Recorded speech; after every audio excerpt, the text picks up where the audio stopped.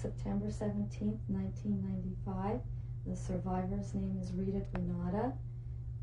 The interviewer is Peggy Lane. The city is Riverside, California, United States, and the interview is being conducted in English. Okay, I'm Peggy Lane. This is Rita Granaada, and the interview is being conducted in Riverside, California, United States. Hey, Rita. Good morning. Could you please say your full name and your name at birth? Okay, my name is Rita Granaada. My maiden name is Rita van Stratum, V-A-N, capital S-T-A-S-T-R-A-T-U-M. Okay, and your birth date and age? July 15, 1922, born in Groningen. Do I have to spell that? Please. G-R-O-N-I-N-G-E-N in the Netherlands. Okay, and your age right now? 73. Okay. Could you start by talking a little bit about your family and your life at home? Here or No. past? When you were a little girl. When I was a little girl. Right. Okay, I lived in Groningen with my parents, with my father, Simon van Stratum, and my mother, Elsina van Stratum. And her maiden name was Zuidema, Z-U-I-D-E-M-A. And we lived in the city of Groningen. My father had 2 dance studios, just like the Arthur Murray studios here in the United States. I have one sister, and her name is Vera van Stratum. And she lives in Israel with her husband and children. Was your family religious? My mother was very conservative. We had a kosher household. My father let her do what she wanted to do, but he was free. He was reformed, whatever you want to call it. Did your family belong to a temple? I think my mother belonged to the temple. I don't know if she belonged all her life, but in the beginning, because I know that she was going to the high holidays. And did you celebrate holidays in your home? I had to stay home from school, I remember that. Okay. But it was only for the high holidays. Did your mother make a Shabbat dinner? We had always a Friday, we did Friday evening dinner, and then afterwards we had people would come over and we would have a white tablecloth on the table and all kinds of candy and peanuts and cookies and tea was always served. Okay. On Friday evening. What was your school like? I went, and my sister also, we went only to girls' school. We went to a girls' elementary school, and then we went to a girls' high school. And was it only a Jewish school? Or No. I don't think there was a Jewish school in my hometown. Not that I can remember, no. So you went to school with Gentiles, with other kids. And were your friends all Jewish, or were they both? Or? We belonged to, both of us belonged to the Jewish organization and youth group. But I don't remember the name of it. Did you have friends that were non-Jews also? Yeah, but not very many. I remember that my friends were mostly Jewish. Besides that, we both belonged to a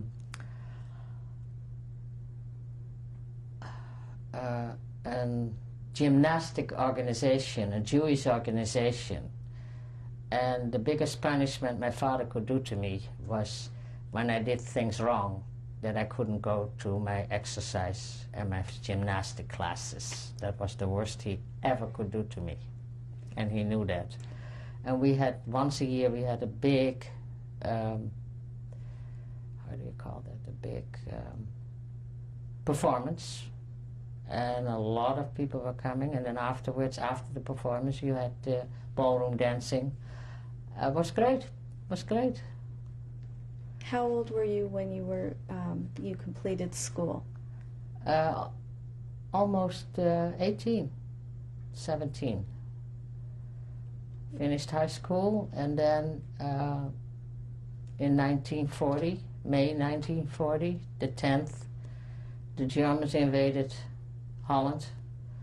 In the morning at 4 o'clock, all the whole sky was covered with airplanes, and the parachutes came out, and the Germans invaded the Netherlands, and then they came in with the pencil trains, and nothing. We couldn't do anything. I remember we went with my father, my mother, and my sister. We went over to a very close family we were friends with, or my parents were friends with them, and we stayed with them for a couple of days till calmed down a little bit, and then we went back home. Were there any signs of danger before that? Did you? No. Yeah, in a way, because we knew what was happening in Germany when that started, because in 1938 the Jewish families in Germany sent their children to be at least free and send them to the Netherlands. And most of the families got some children in their houses, and there were hundreds and hundreds of them. And but then still, people didn't believe that anything but that is concerned would ever happen to the Netherlands. Nobody believed it. I remember my father always said, "They won't do anything to me, I'm too old." He was only in his early 50s. But they did. Did you know people that had children from Germany in their homes? Yeah, I know. One family I know particularly, and after the war my husband worked for that company. They had 2 girls in the house, and they came back after the war. They survived Auschwitz. They came back. And that's the way I met my husband, through that company and through those girls.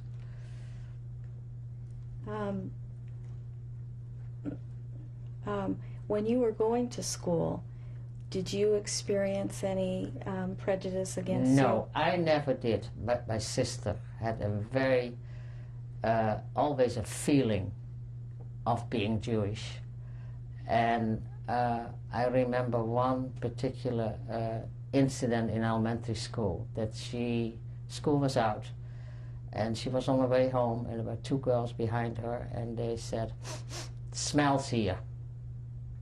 And I think that gave her a very bad impression, and I think that's one of the main reasons, also besides being wanted to go to Israel all her life, that she wanted not wanted to live in Holland.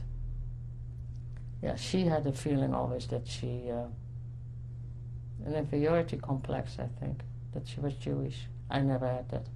I never had that feeling. So then when you finished school... I went into, I applied to become a psychiatric nurse. I applied for it and was accepted. And then in June 1940, I went over to Apeldoorn, where they had the Jewish mental institution at Apeldoornse Want me to spell it? Okay. Okay, H-E-T, capital A-P-E-L-D-O-O-R-N-S-C-H-E, capital B-O-S-C-H. Okay. In that institution were only Jewish patients, and there were 1,000 of them. And they had around 500 people personnel. It was like a little city on their own.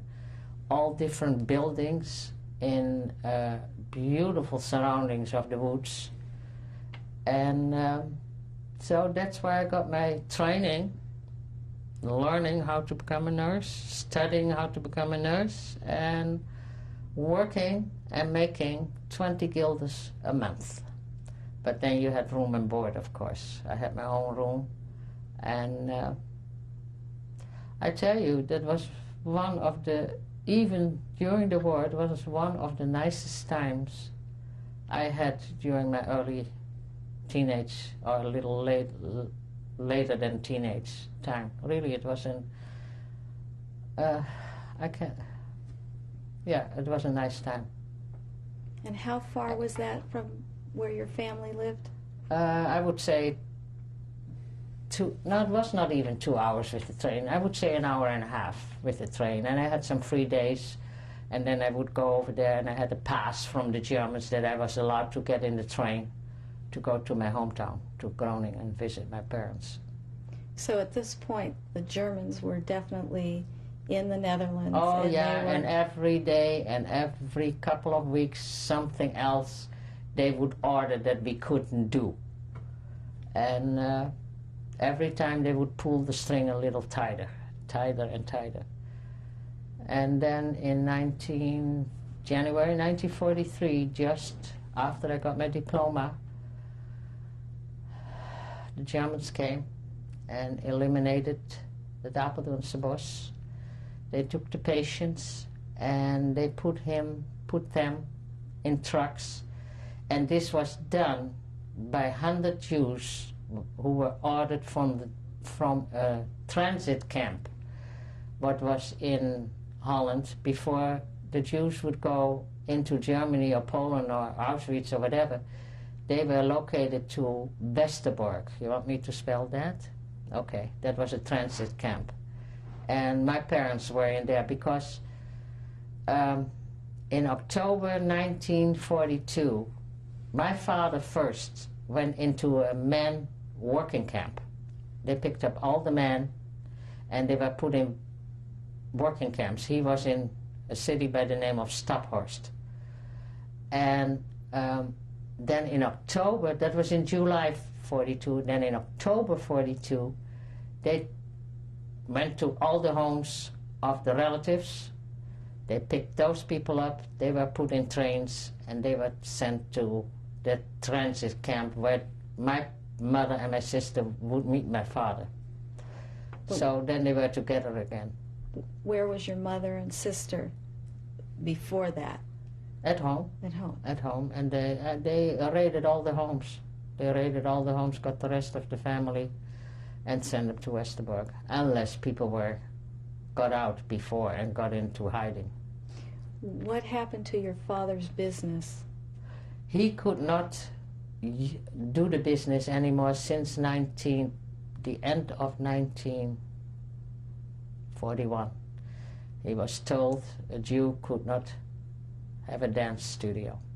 So he had to close it, but instead of closing it, he gave it to a competitor.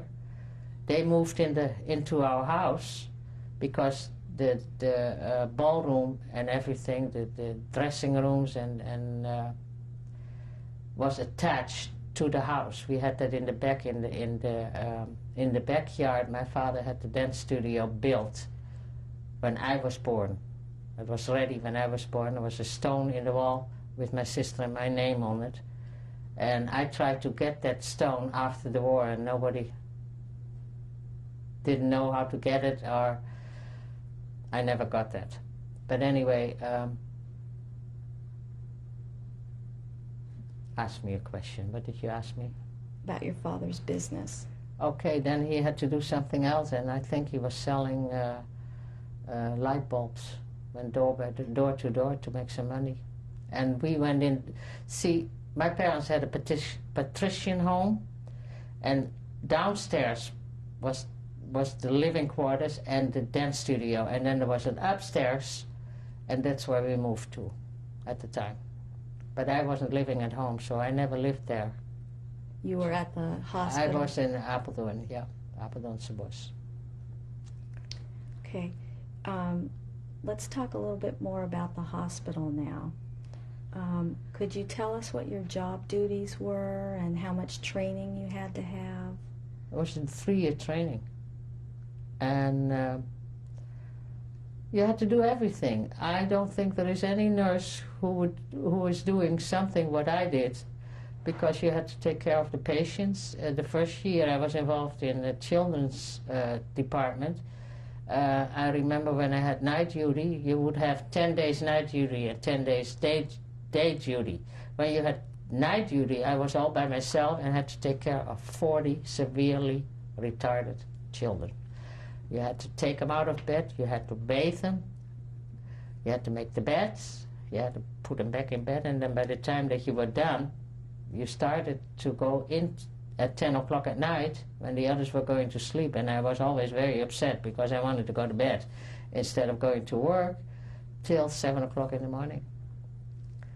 But the head nurse was stationed at the building where I worked, so if there was an emergency, she would be called to help out, and then they would call a doctor in if something happened, because a lot of those children had seizures. And you had just to watch that nothing happened, because I don't think there was any medication to help those kids who had the seizures.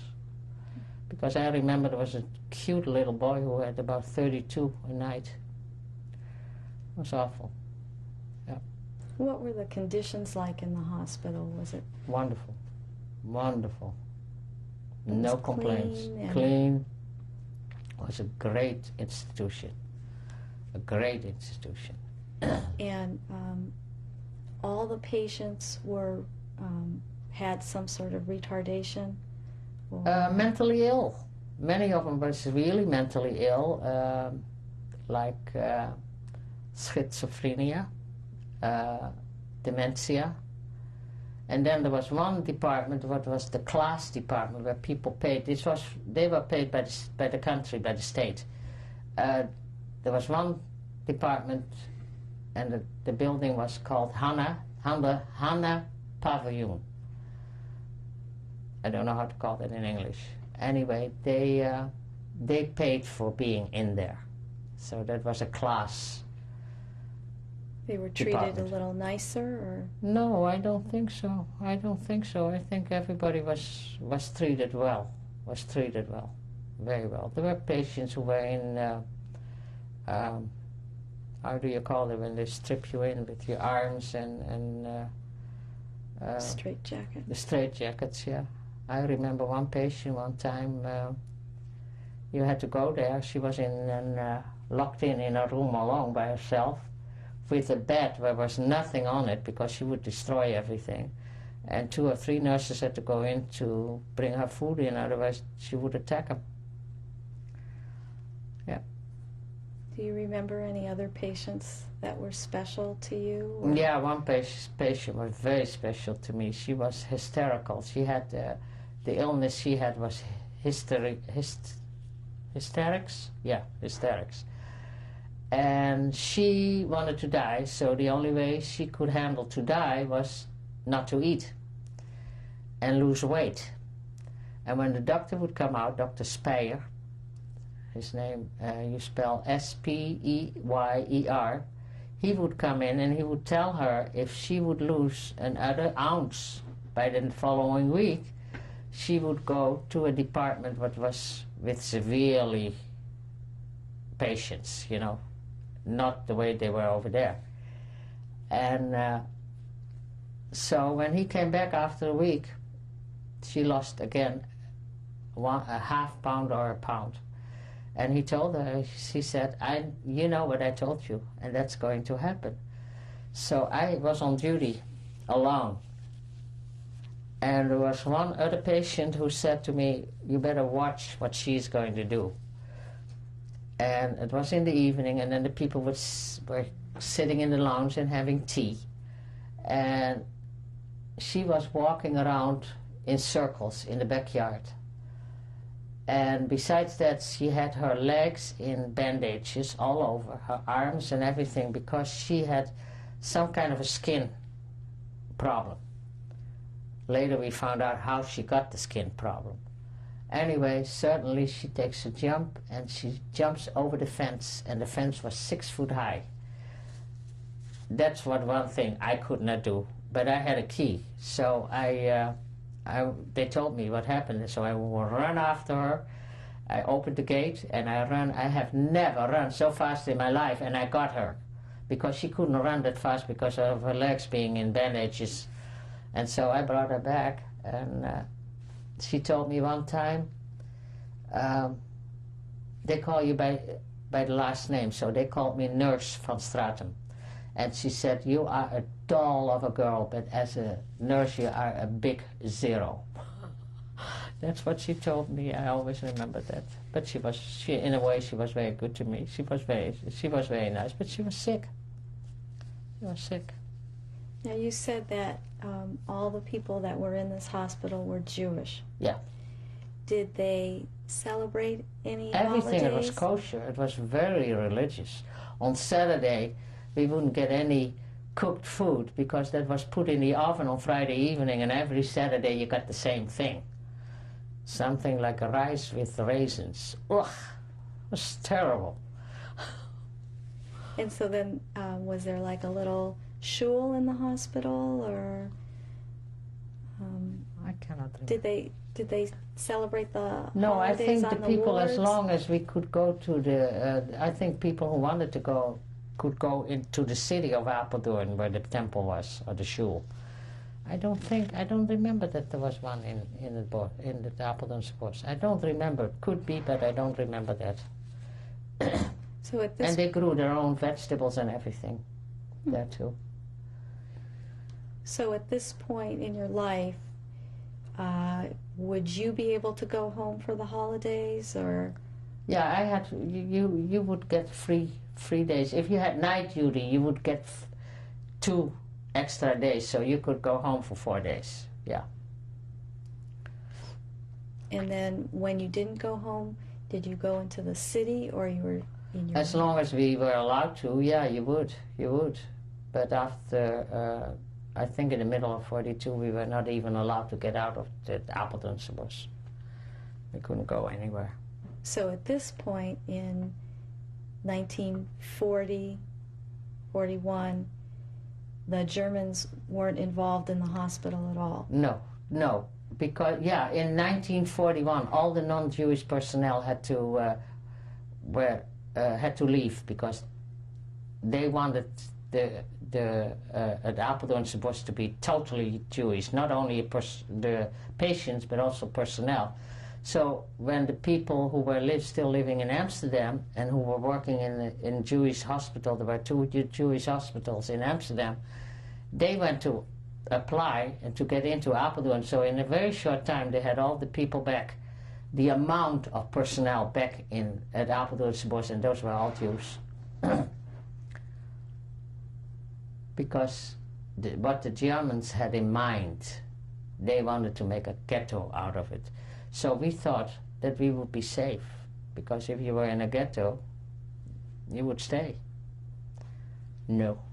1943, January 1943, the Germans came, appointed 50 people to go with the patients into the trucks. They had 100 people from the transit camp of Westerbork come over to clean out after the patients and personnel was gone. And the way they did it was they put patients in trucks, one on the floor and then a mattress, and another one on top of that, and another one on top of that with a mattress. And so by the time they came to the railroad in Apeldoorn, most of them were suffocated already. And so then they put them in the trains to Auschwitz, and as far as I know, nobody came back. Nobody. Now, where were you when this was I going escaped on? at night. With about 2/3 of personnel escaped at night, but most of them stayed in the city of Apeldoorn. I didn't. I had a friend at the time who took me out and who had connections with the underground.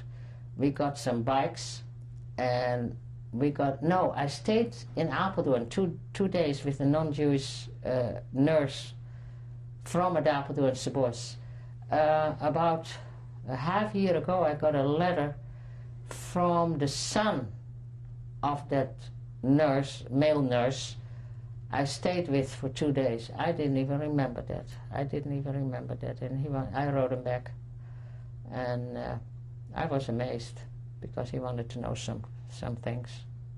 So you left at night and you went to this house? Yeah, not too far from the Apeldoorn suburbs. I stayed there for 2 nights, and then we took the bikes and we rode to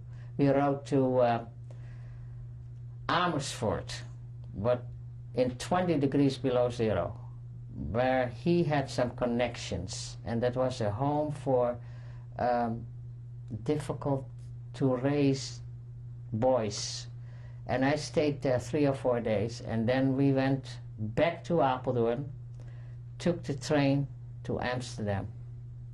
And I remember, because they always said, I didn't look too Jewish from the front, but I would look very Jewish from the side, because my nose was a little bit going down. So I sat in the train for 2.5 hours like this, that they wouldn't think that I was Jewish, but it was crazy. But anyway, I thought that was the best thing I could do.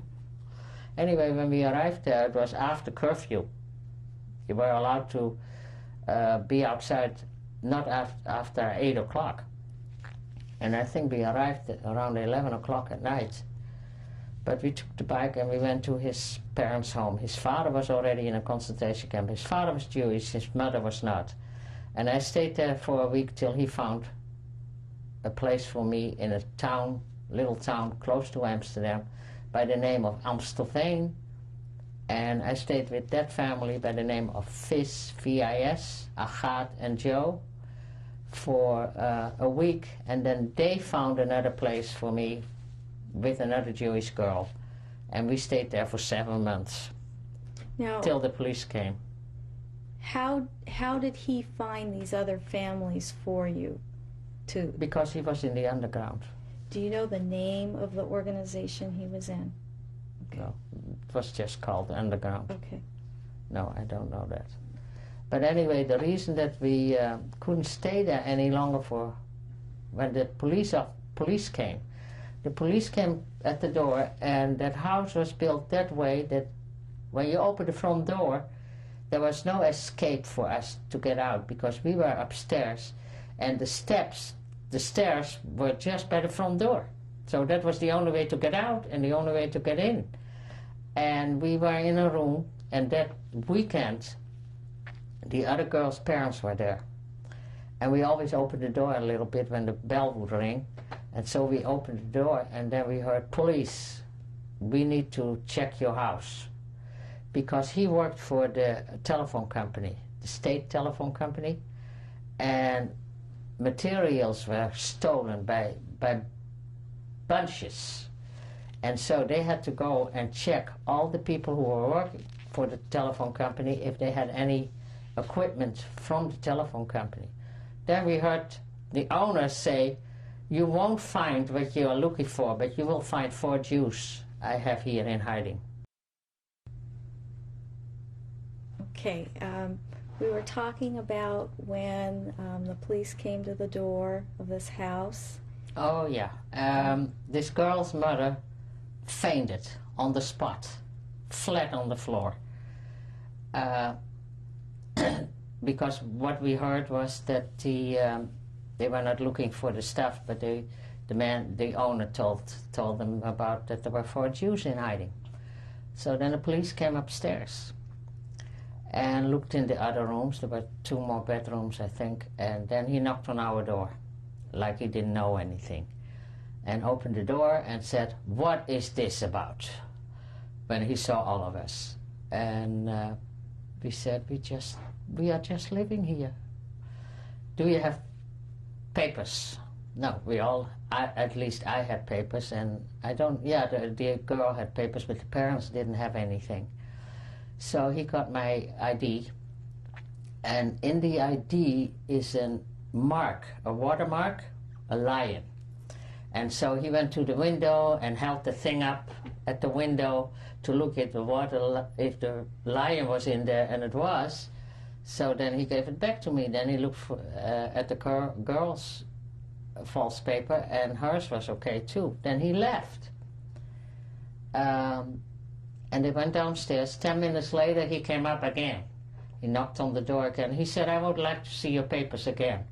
So we showed it to him again. Then he shook hands with us, wished us all the best in the world, and left. He said, but don't ever tell I was here.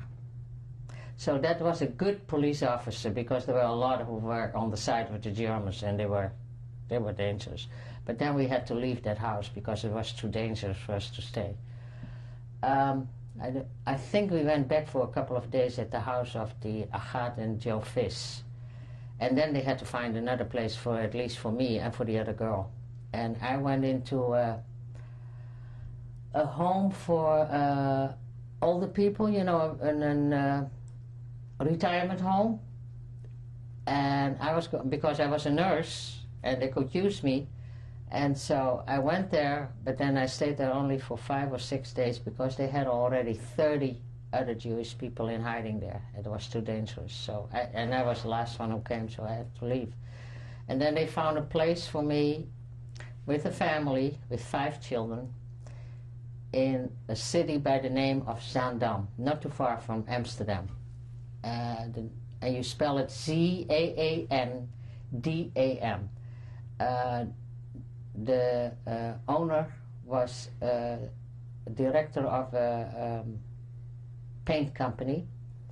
She was a housewife. And because they sent me there because she came from the same hometown as I did. So they thought that I could get along with her very well, because they had 3 other girls who couldn't make it over there because she was not a very nice person. Anyway, so they thought, I come from the same hometown, we get along well. No, we didn't. She wouldn't do anything. I had to take care of the 5 kids. I had to take care of the household. I had to do the wash. I had to do the cooking. I had to do everything. And she just didn't do anything. And it was getting worse and worse. Then after 5 months, they took me away from there and got me in contact with somebody else from another underground organization. He had an opening for me on the east coast of the Netherlands by the German border, but I had to go there first and had to go by train for 2 hours to see if I didn't look too Jewish, because that was a family, a man and a wife, they call him father and mother, with 4 children, who were the parents of a Christian high school dormitory for boys, for difficult to raise boys. So the kids who were there, the boys who were there from the age of 12 till they graduated when they were 18. And so I went there, so they let me go by train, what was silly, what was dangerous, just to go there and see if I didn't look too Jewish. So I did, and they were very, very nice people. The name of them, he was a minister, and the name of him was Van Bentum. You want me to spell that? Oh, okay. And they thought it was okay. They would say I was a relative from a relative coming from Indonesia. I don't know if you know what Indonesia was, the islands of the Netherlands what belonged to Holland. And so if they would say that I was from Indonesia, everybody would believe it. So then I had to go back to Amsterdam, and 3 weeks later I had to go back there and I would stay. And I stayed there till the end of the war. I remember I would go with them to the church on Sunday. I remember I had a Star of David sewn into the inside of my coat. There was one example experience. What happened was that next door was an older lady, and she had a teacher from a high school was rooming there.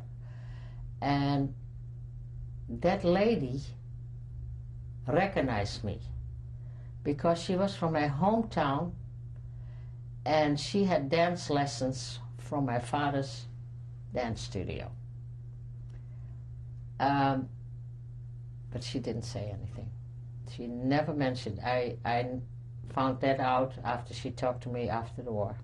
Later on, she became the principal of my girls' high school after the war. there's my phone. We won't do anything. You want me to go? So you were finishing the story about this woman who recognized you but didn't say anything. Anyway, I stayed at that place till the end of the war. Quite a few things happened during that, because we were liberated by the Canadians on April the 13th. The husband of our queen's daughter, Juliana, was with the Canadians with the liberation. And then after a day, the Germans came back, started shooting again, but then the Canadians got them all, and it was over and done with. So, well, this last house you were at, what did you do there? The whole household. No, with the other people. Oh, I did the cooking for 28 people every night, and that's probably the reason that I hate to cook. You know, there was no food, and you had the only thing what we had every day was potatoes, and those potatoes were cooked in a big milk.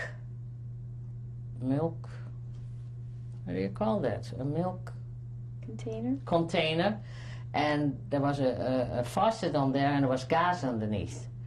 And that's the way those potatoes were cooked. And then bread, the boys were always making the sandwiches every day. The boys also had to peel the potatoes. The boys also went out to the farmers to get food, because there was no food. There was nothing. And then when we stopped having gas, we were in the cellar, and there was a little pot heater with coals, and the boys would go out and steal the coals by the railroad from the Germans, and there was some gooey stuff around those coals, with the result that the pipes where the smoke had to go out would clog up, and then they had to take the pipes off, and they had to scrape them out and then put them back on. Oh, it was a total disaster. It was a total disaster. It was a mess. What did the boys know about you? There was one boy. One time, they thought I was a relative. They really didn't know anything. Only one 18-year-old. He knew what was going on. He didn't say anything, because one time the bell rang, one of the times, the bell rang, I opened the door, and there was somebody with a telegram. And the telegram said, because the people I was with, they had a son who was in the underground. The telegram said that they were looking for a car with a number. The Germans were looking for a car with a number, and the parents knew that their son was driving that car. So when I opened the door, and when he heard that, this particular 18-year-old boy pulled me away from the door, and he said, "Get out of here, it's dangerous for you." So I knew that he knew something, but he didn't know exactly what it was, but he knew something. Anyway, about 15 minutes later, the bell rang again, and there was in front was the taxi with that number where they were looking for. There was a nurse. Was she driving the car? I think the nurse was driving the car. No, the nurse was sitting next to the driver, and the driver was their son. And they were on their way to my hometown, where they had the headquarters, and they were told that they were looking for this license number. So they better be careful. Anyway, they went to Groningen, and the nurse who was there was a man. Had long hair, and when they came back to Groningen, they saw that their headquarters was just how do you say that? Invaded by the Germans. And so they went around it, and didn't get to it. But then the next day they were picked up, and with them 150 people of that organization, of that underground organization. And 2 days later they were all shot to death, all of them. And it was their son was one of them. It was the only boy they had. They had 4 daughters and this boy. And the nurse who was in the back, or the patient who was in the back, was his fiancée. So, but those people were so religious. I was amazed the way they reacted. They would go to their bedroom, they would say their prayers, and they would come downstairs again like nothing has happened. And that went on till the end of the war. I was in contact with them all to the end, till they died. And I don't even remember. She died before he died before she did. And then I was still in contact with one of the daughters and her fiancé, because her fiancé, she was married then, after the war, but her fiancé at the time was also in hiding because he had to go to a working camp in Germany and he didn't go. So not only I was in hiding there, but he was in hiding there too. How did the people get money to support the house? I don't even know that. You know what that is? Do you hear? Is it okay? That's my refrigerator. Anyway, I don't know. I can't tell you. Did they Probably the church did it. I don't know. I have no idea. I didn't have to pay anything. There are a lot of people who paid a fortune to be in hiding.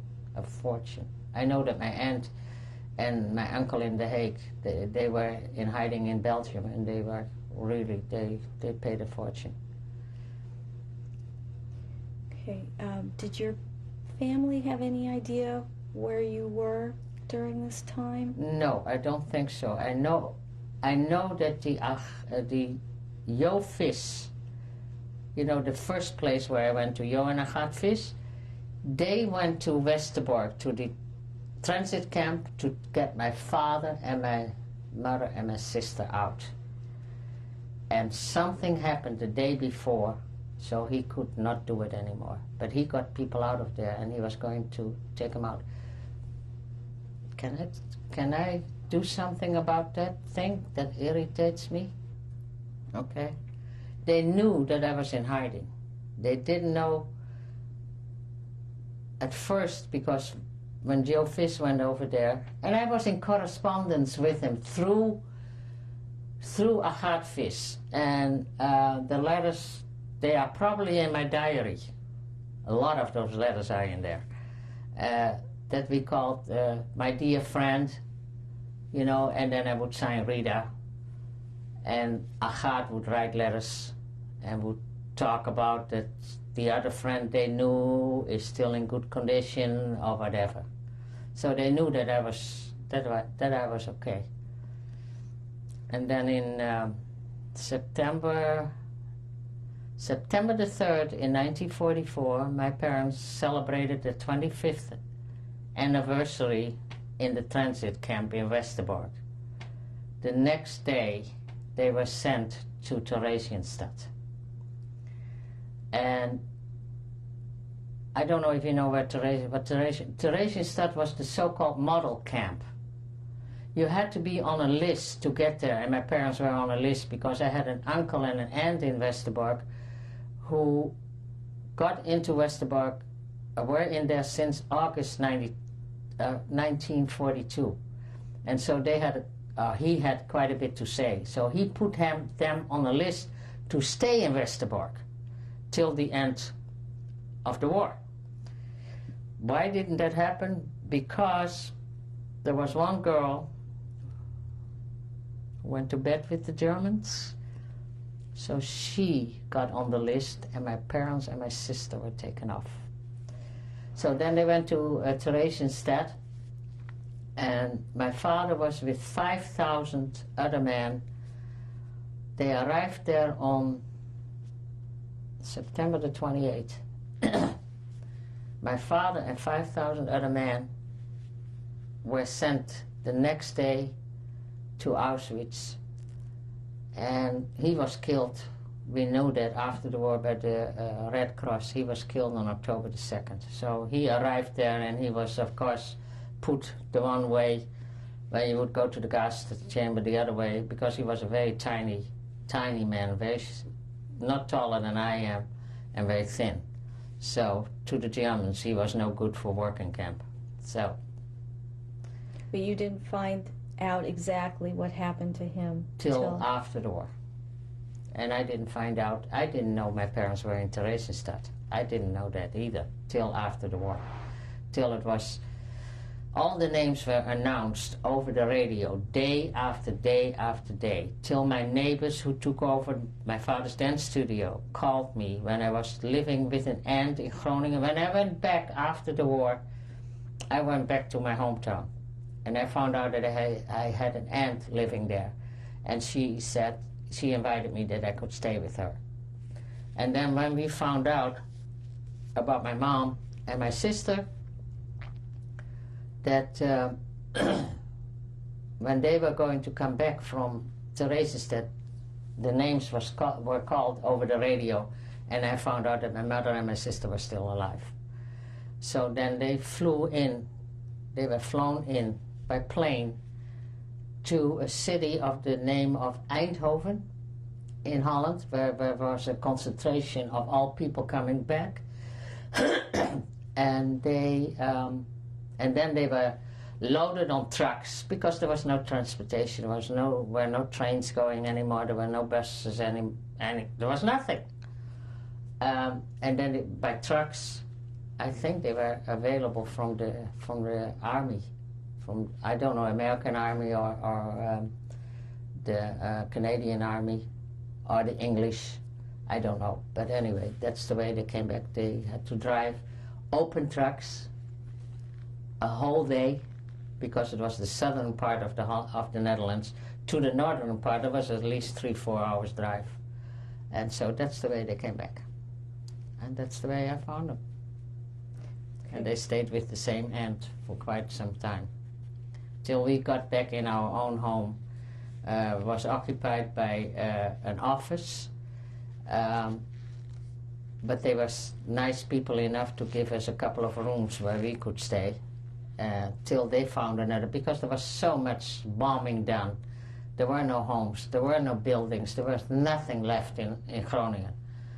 Enough where you could live, but office space, till they found at last an office space, and they moved out, and so we could go back to our own, to all the rooms in the house upstairs. So the Germans had occupied your house, yeah, and they stole also all the furniture. But then they left in September 1944, because they thought they lost the war until the battle around Arnhem. There was a movie made about it here. I don't remember what the name of the movie was. But anyway, there was a movie made, and the battle was lost because the English, there was a fight between the English and the Americans. Eisenhower said to do it this way, and then what was the head of the English? Churchill. No, not Churchill. Montgomery. They clashed. Eisenhower and Montgomery couldn't get along. So Montgomery said, and they got information from the underground in the Netherlands that the Germans' tanks were hiding in the woods, where they were going to go and invade the rest of Holland. And they warned them, and Montgomery wouldn't listen. So the Germans came right back, and they won the battle around Arnhem. And so there was another half year till May 1945. Thousands and thousands and thousands of people died in the street in the western part of Holland, in North Holland and South Holland, because there was no food. There was no food. Germans took everything. They wanted to starve all the Dutch people to death, and that's what they're trying to do. But where you were living towards the end of the war? Because we had the farmers around us who would grow their own food. You had enough food. And then I traded all my clothes, what I had, and gave that to the farmers so that we could have food. Did you remain healthy during that time? I had, by the end of the war, I had I would say, a nervous breakdown because I couldn't take it anymore, and got that you turn yellow. Jaundice? Jaundice. Hepatitis. I got hepatitis, and there was nothing they could give me. The only thing they could give me was some jello. No, not jello. Jam. You know, like a preservative, what Mrs. von Bentham always made. And all the windows were out of the house because of behind us was a munition train with munition. And that was bombed by the Americans, with the result that all the windows in the whole city of Zutphen was blasted out. So we had cardboards. And I had my own room, and everybody went to the cellar. Why did everybody was in the cellar? This was the first time, I don't know if you ever heard of the V1 and the V2. That was the first thing what would be the start of going into space. The Germans made an airplane without anybody in it, and they would shoot it off, and that was supposed to go and land in England, but many of them didn't land in England. They landed way before, and one of them came over, and we thought it was a shot down plane from the American plane, but it was the V1, and it went over our house into a creek in the next street, luckily, and because it went into the water, it was out.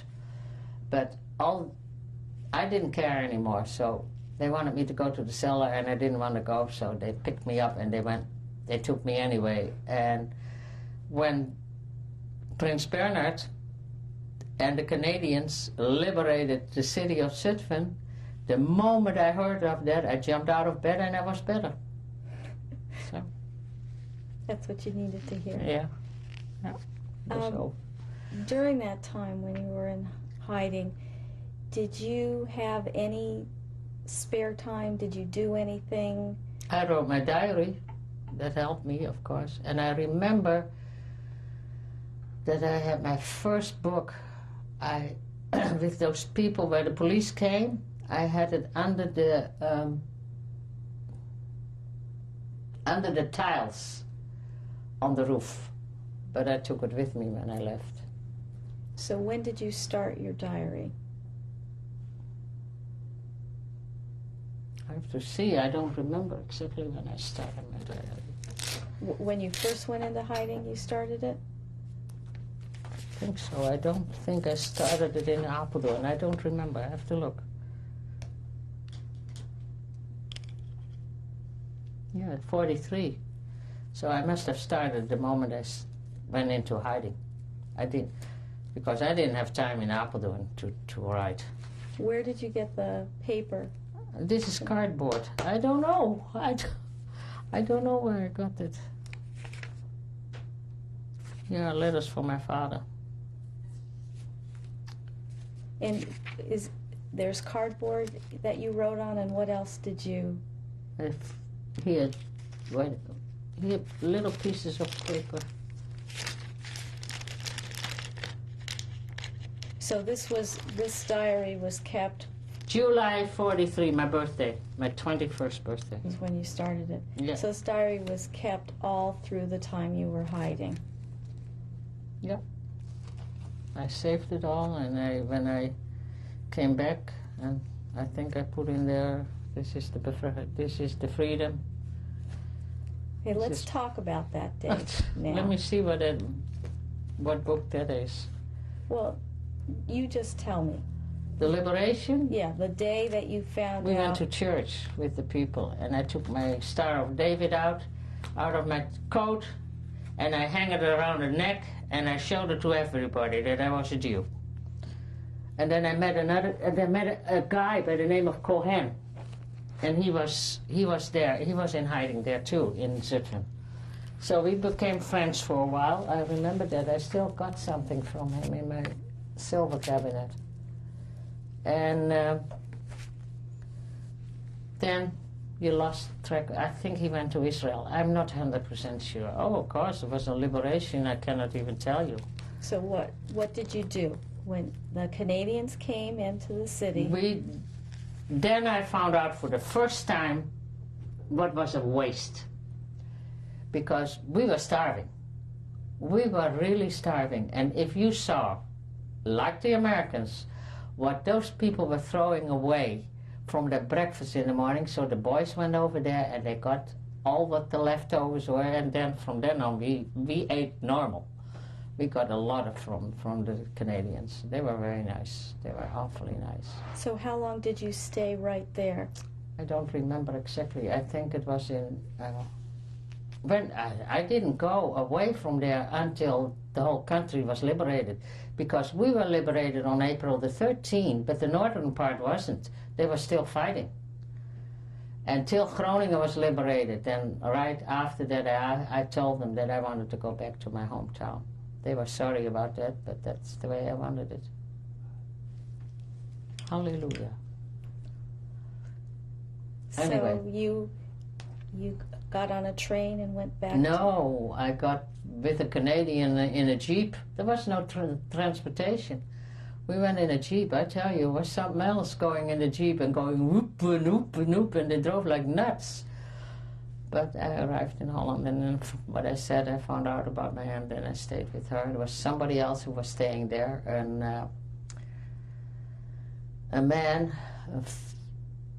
uncle of my best girlfriend, who survived, who was also in a labor camp, in a man labor camp, and he was offered to go in hiding with his wife and 2 little children. And I don't know why his wife and two children were picked up. And they were gassed. He never saw him back. And one of his children was named by the same name I had. His daughter was named of Rita. He married a girl from Hungary who in the 30s, in the late 30s, was a lot of kids from Hungary were sent to Holland to have a vacation. And that girl, they was at their house, at his parents' house, and he married her. And they had 2 children, and he never saw them back.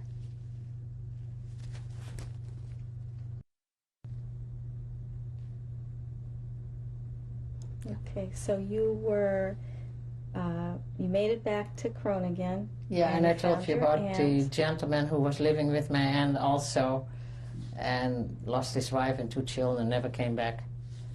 And he wanted to marry me. He was an uncle of my best friend. He wanted to marry me, but I didn't want that because he was too old. He was about 20 years older than I was. And So anyway, you went back. and then my mother came back and my sister, and we stayed there for a while till we came back into our house. And then I was working for the temple at the time. I was a secretary working for the temple. I was also working for the university, making for the library, where they lost all the cards of the books they had, and I had to do the card system. And the 2 girls I talked to you about before, who went to Auschwitz and returned, those were German girls who were staying with the family when a lot of Jewish parents sent their kids to Holland in 1938, and they stayed with the family in Holland. Then my husband started working for that family, for the company, and the name of the people were Wallage, W-A-L-L-A-G-E. My husband was not even planning to stay in Holland. He was an artist, during the war, what saved his life. While he was in the underground, he played the guitar, he performed all over Belgium and France. After the war, he was in the USO for the Americans. But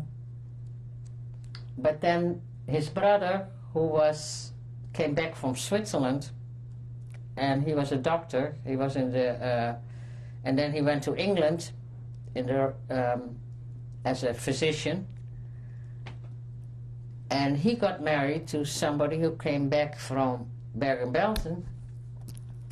And when he was visiting his parents in Groningen, no, in Leeuwarden at the time, there was another city in another, also in the northern part, but in another province. And then she told him to go to Groningen because there was a family, a company, who needed somebody in sales. So he did, and at first he said it was the most stupid thing he ever did, but he had to get out of Belgium because he got in there illegally, and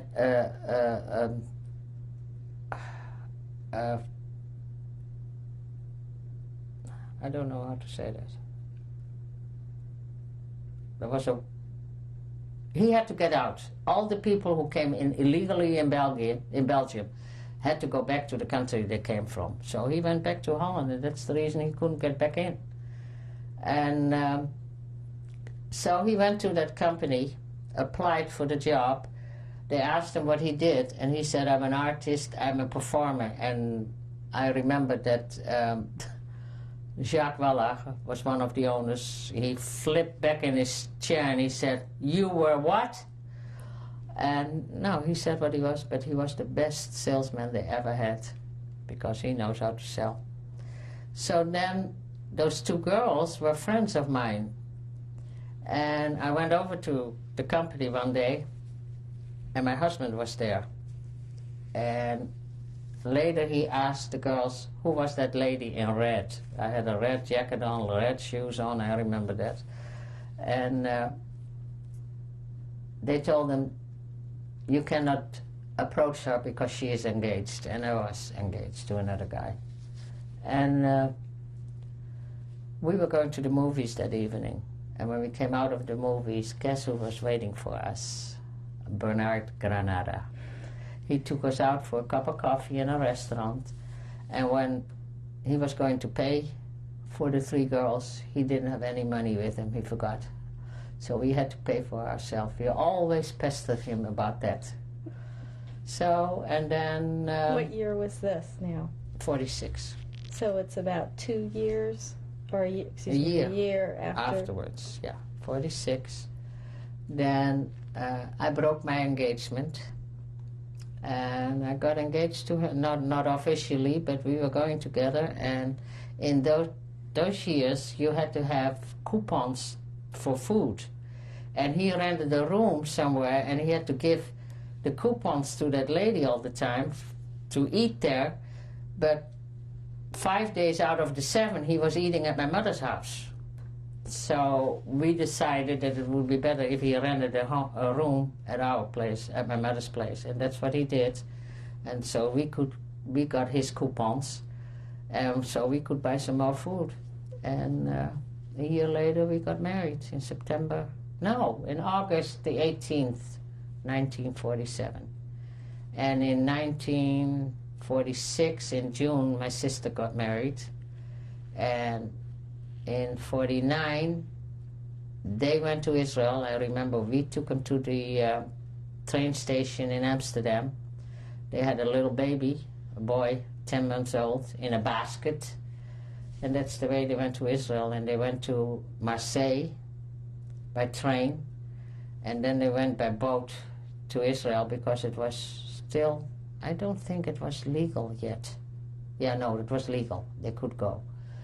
And we took him to the train, I remember that. And then my mother got remarried also in 49 and was married by my husband's father, who was a rabbi.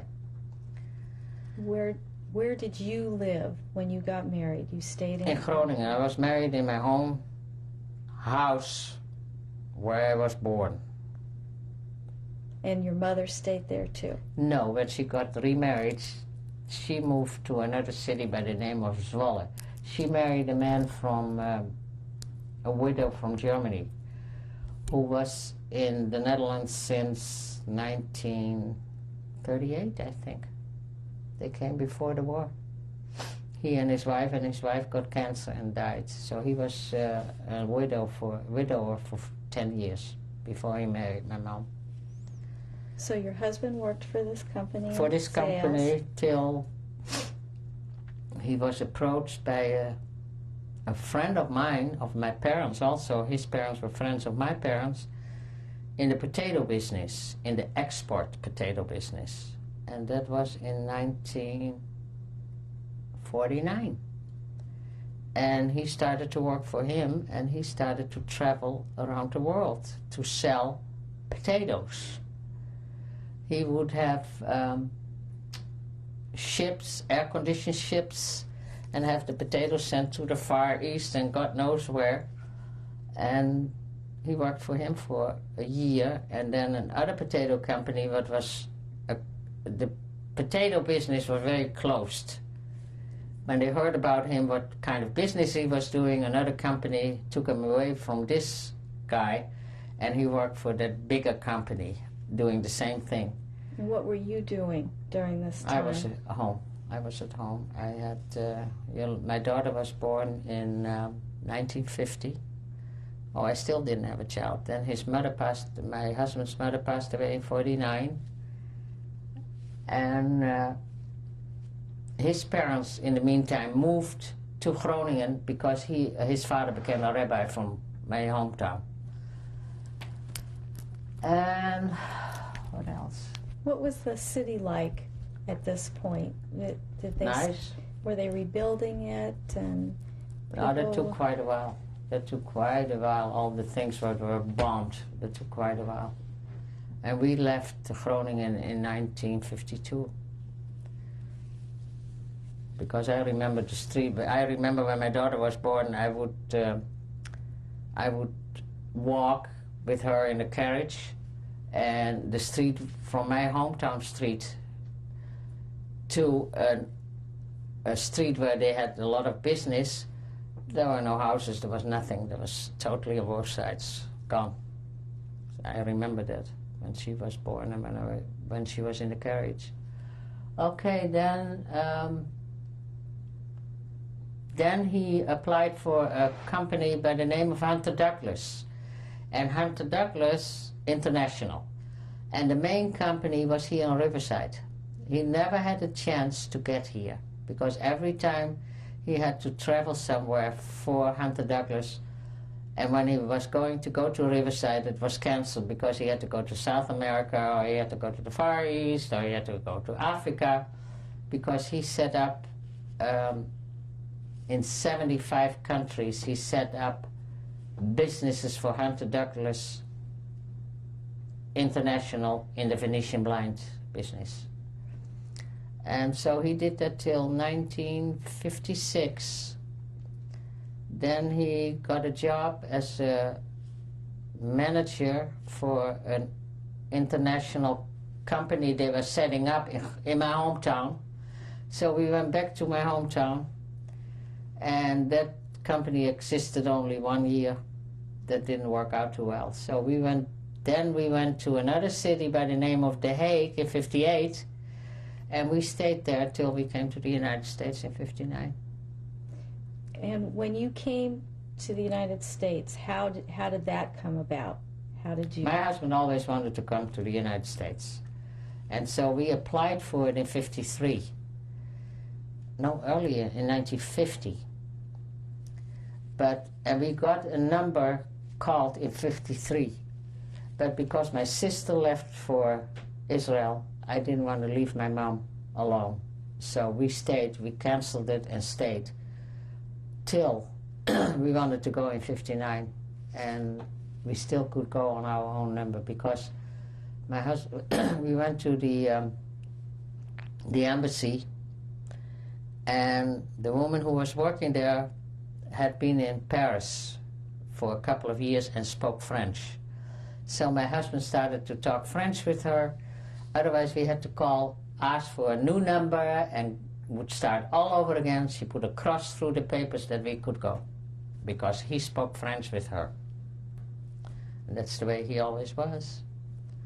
So then we came to the United States, and we came here on the boat 6 weeks. We went on the boat in Rotterdam. We went to London. We stayed in London for 5 days. Then we went to Bermuda. We were supposed to stay there only 24 hours, but then it started raining and pouring.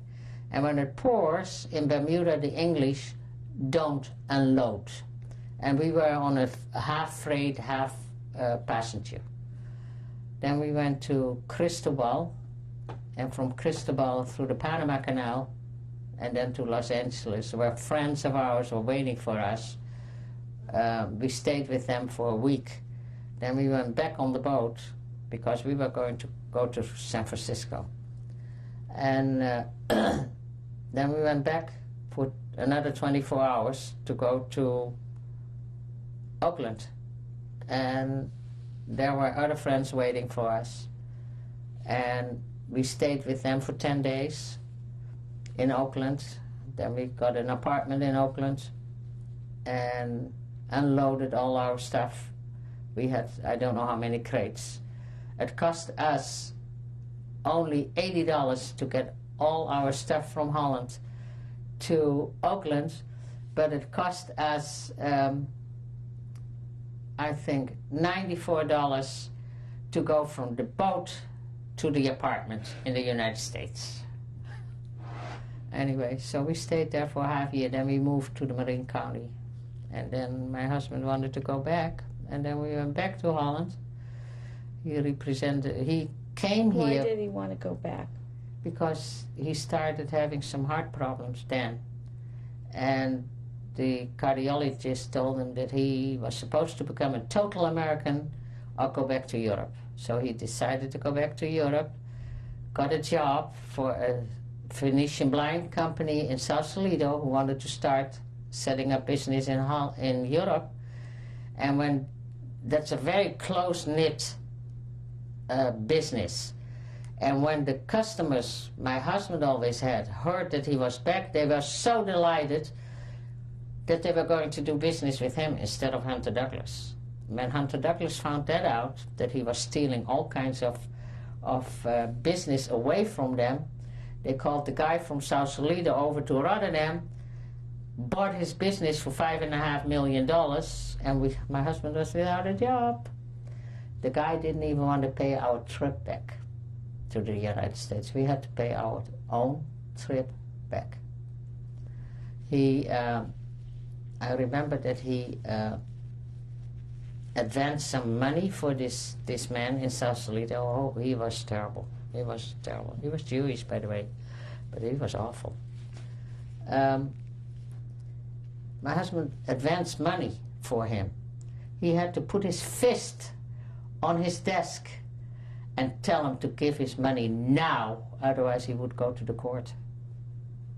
So he did. That was the last we heard of him. So I think that was it. And when we came back, we came to Riverside. I think we should have never done that, but that's what happened. So your children then were born in Holland? Yeah. Jolanda was born in Groningen. Raymond was born in Rotterdam. And how would you describe your home? Did you raise your family in a religious home? No, not at all. I think that had a lot to do that my husband was raised, there were 3 children, 2 boys and a girl. They were raised in an Orthodox family. They had to go to the temple on Friday, they had to go to the temple on the shul on Saturday morning, they had to go to Sunday school every day after the regular school, and all of them were free as a bird when they decided not to. And I think the 2 boys, as well as the daughter, when they were 16, 17 years old, they didn't want anything to do with it anymore. Because it was always told to them, you have to do this and you have to do that, and that's it. And when we came here, we became a member of the temple because the director of Hunter Engineering was the president of the temple. So he told them, or he asked them, I would like you to become a member of the temple. So what could you do? But then my husband didn't like it, so we quit. After they started to build a monstrous building here in Riverside, we had a wonderful little temple before, and then suddenly we had to have a big, huge temple on the most expensive property there was in Riverside, so we had to pay for it. Well, then did you talk to your children a lot about your experiences during the war? No, not really. Yeah, they did. Yeah, they did. My husband did a lot. My husband talked about it all the time. My husband talked more about it than I did, way more. But you chose not to? I don't know. I never liked to talk about it. I will talk about it now, and my 14-year-old granddaughter is very much involved in the Holocaust. She had. I spoke at schools for the classroom about the Holocaust and about me being in hiding. She got me into her classroom, and I spoke to those kids, and every time when I talked about it, didn't matter what grade it was, 6th grade, 7th, 8th, high school, you could hear a pin drop, quiet as anything. So that's what I did. What do you think helped you get through all of that? My father called me always a butterfly. Probably that was it. What does that mean? Not to think about it, the serious part of it. I think that helps me. And with my husband, the difference was, for him it was excitement. That he was in the underground, that he went over the border with his guitar, and nobody ever looked into his guitar where he had the false papers in a double bottom of the guitar. I still have all his guitar, 5 guitars here, and one of them is the one he always carried around, and God forbid that I ever would sell that. I wouldn't think of it. And one of the kids will get it anyway. Is there anything else you'd like to add? Oh, you wanted to do something about the pictures? Oh, I wanted to... when is that going to be done with the picture from the Dapeldoornse Bos? Well, right now, is there just anything that you want to say? No, I think I'm through. I think I talked enough. Thank you, Rita. You're welcome. Very much. Thank you. Go ahead. Okay, this is a picture of my father's parents. My grandmother's name was Veronica van Stratum, and my grandfather I never knew, and I swear I don't remember his first name. I'm sorry. I think I never knew my grandfather, and my grandmother died, I think, when I was 3 or 4 years old.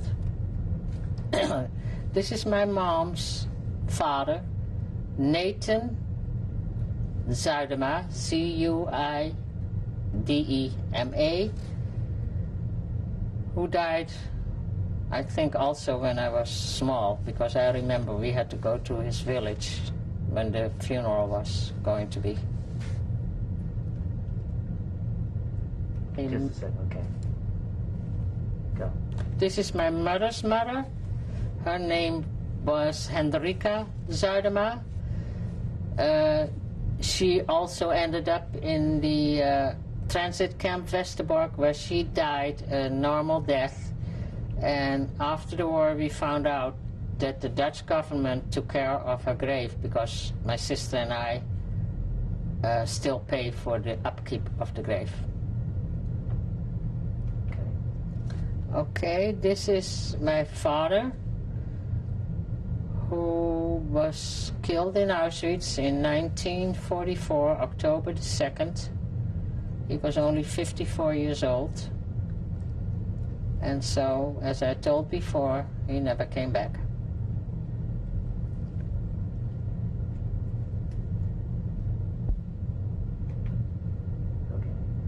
Okay, this is my mother, who came through the war, came back from the concentration camp Theresienstadt, went back to her hometown Groningen, remarried in '49 to a gentleman by the name of Alex Buscher, Bouscher.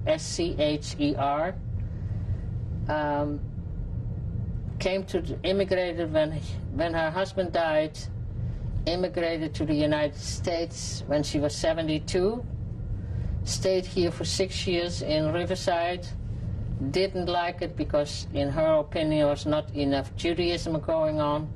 When my sister and her husband came over on a sabbatical, she went back with them to Israel because she signed up for a parent home, and it was after 8 months it was able for her to move in there, and she died in the city of Haifa, Israel, when she was 93 years old, almost 94, and that was in 1987.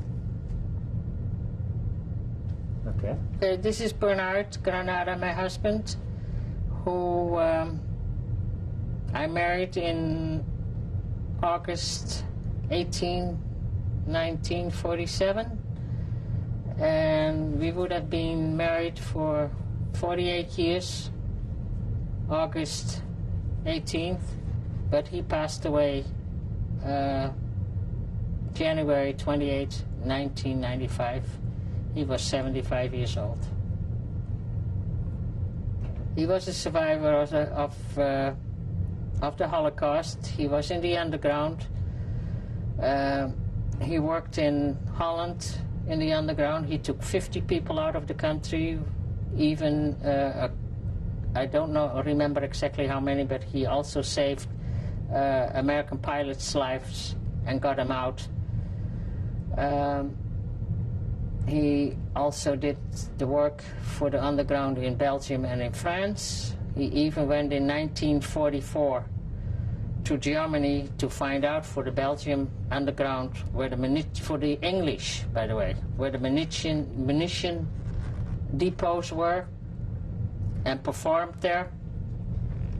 He wrote a book, and I will get the book to Steven Spielberg's organization.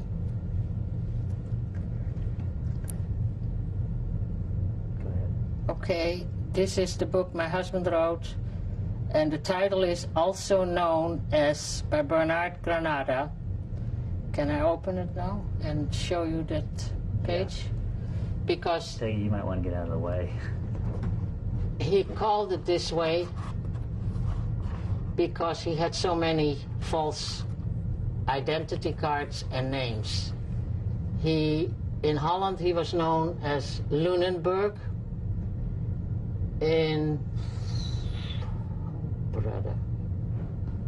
Which is which? Can you point them out to me? This was the Dutch Mathieu Lunenburg. That was in Holland. Okay. Then Bertrand Griswold. Which one's that? That is this one that was in France. This one was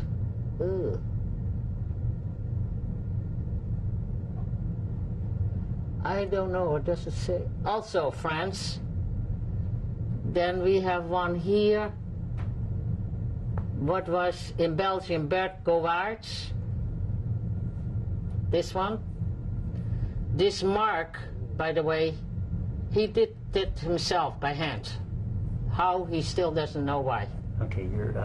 I have to turn it, can I? Yes, go ahead. Then we have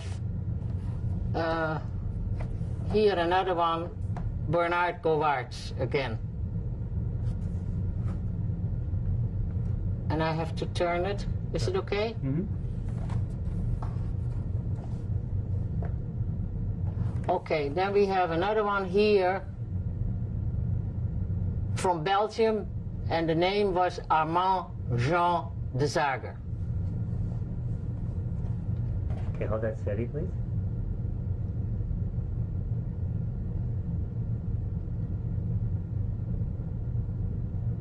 Okay. Okay, and I will, did I say that already about the book, that I will give it to Steven Spielberg organization? Yeah. A group Just a photo. second. Okay, now. This is a group photo of nurses and a doctor of het Apeldoornse Bos, of that building of the building was called Hannah, and that was the building where they had to pay. That was not paid by the state. I'm one of them in that picture. What do I point it out? Sure. I'm this one in the left corner on the top with the cat. This was the doctor, Dr. Speyer. He was a psychiatrist. This girl is alive and lives in Holland. And this girl is alive and lives in Haifa, Israel. The rest is gone. Okay.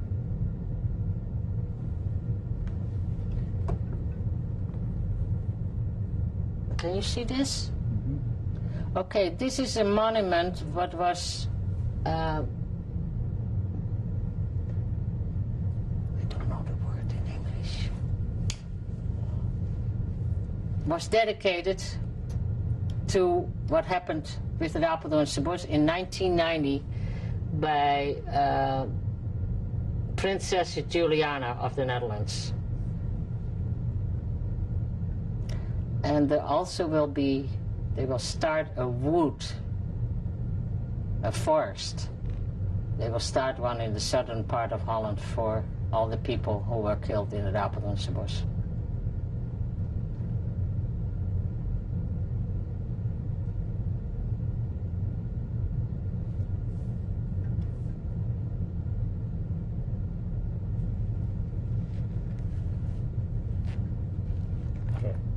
Okay, this is a picture of my daughter, Yolanda, with her 4 children. This is the oldest one, Michelle. She lives in San Diego, is a teacher. This is Kendra, she's 14. She's going to high school. This is Paul. Excuse me, this is Paul, he's 8. He's a 3rd grader. And this is the devil of all, Jonathan, who is a 2nd grader. Probably you can see that he is a devil.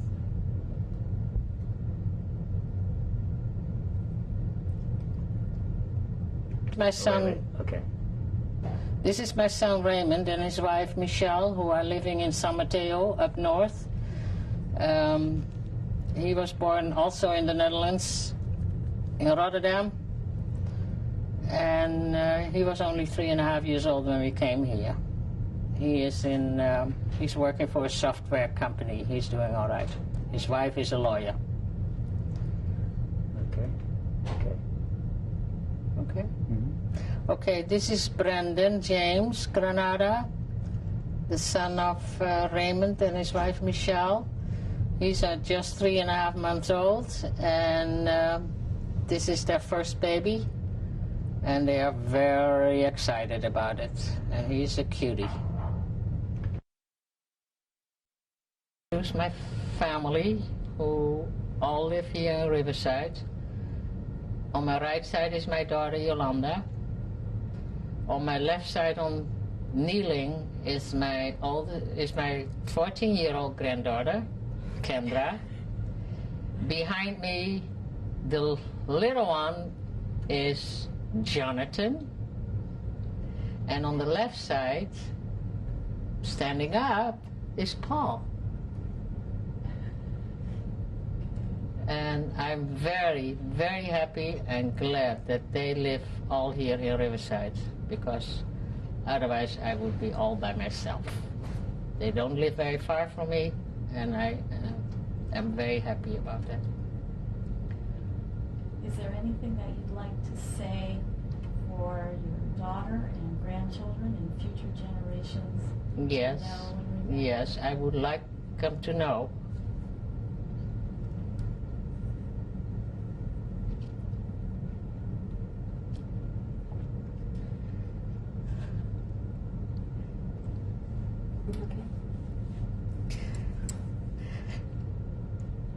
never to forget about the Holocaust. Because this can happen again.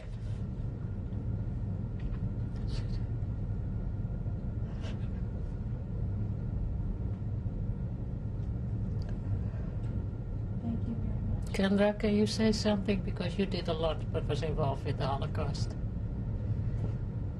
Basically the same thing. People need to know and be aware of the things that can happen and what did happen, and they can't forget ever. It's something that happened, not something somebody just all of a sudden made up. Yolanda, you want to say something? Basically, she said it all. It's something that can't be forgotten. People will try and say that it's made up, it didn't happen, but my parents and the children, the survivors of the Holocaust and the children of the survivors are the proof that it did happen. There's a lot of things that that have happened to us growing up that are a direct cause of being a Holocaust survivor's child. Thank you. Mm-hmm. Anything else? Yeah, one more thing. I really would like that Shoah is going up north to my son and his wife and the baby too, because I think they should be involved in it too.